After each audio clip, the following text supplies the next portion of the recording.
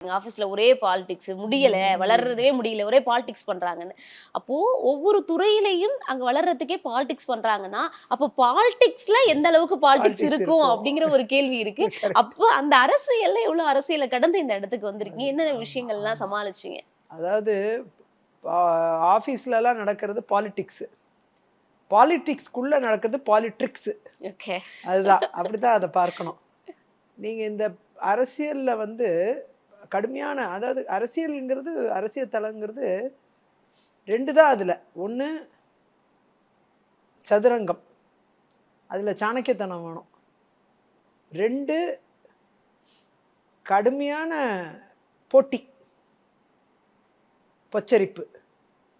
இதுதான் அதிகமா இருக்கும்.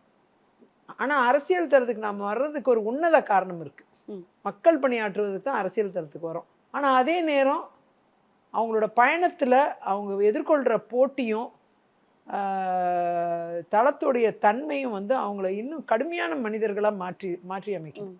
நாம எந்த அளவுக்கு எதிர்கொள்ள வேண்டியது இருக்கு அப்படிங்கிறதெல்லாம் புரிதல் வந்துருச்சு. ம். இந்த எக்ஸ்பீரியன்ஸ் வர்ற வரைக்கும் நமக்கு ஒரு தயக்கமும், பயமும் இருக்கும். பயங்கர பயம் இருக்கும், ஒரு தயக்கம் இருக்கும். எது தப்பாயிடுமோ? எது ரைட்டா பண்ணாலும் தப்பாகிற இடம் வந்து பாலிடிக்ஸ் தான். ம்.